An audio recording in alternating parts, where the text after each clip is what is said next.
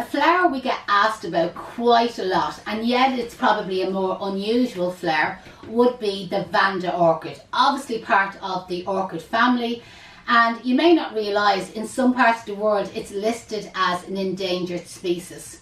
There's so many things that you can do with this particular flower.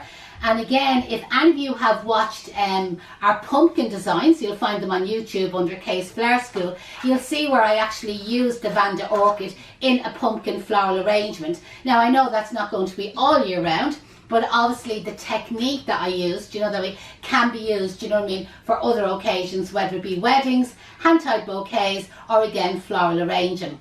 So Vanda orchids are available all year round. So no matter whether it's a wedding or a floral design, from January till October, November, all year round you're able to get them.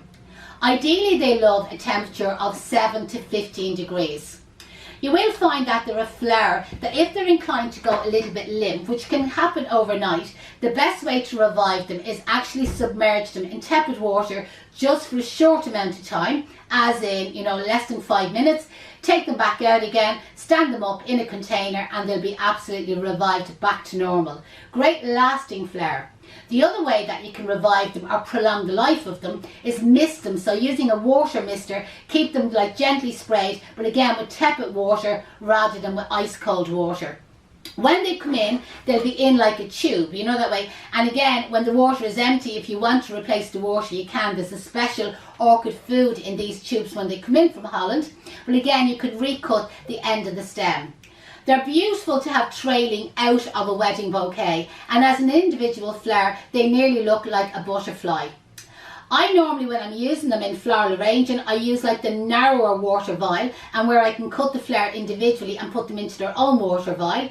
Or again, you can get a water vial on like a long stick, and it's ideal for maybe, hat box arrangements or hand-tied bouquets to include them in the flower, in the bouquet. They're a beautiful flower to use in corsages, and again they hold up quite well to the hot floral glue. So again, we do have tutorials on making wrist corsages for Debs or for again mother of the brides, etc. And they're an ideal flower. Again, for wedding bouquets, as I said, trailing out of them, or again, if you're using them in wedding bouquets as individual flowers, I'd possibly wire them, and again they do last quite well out of water. So hopefully that's given you a little bit of information about Vanda orchids. Obviously, if you have any questions, drop us an email, info@kaysflowerschool.com.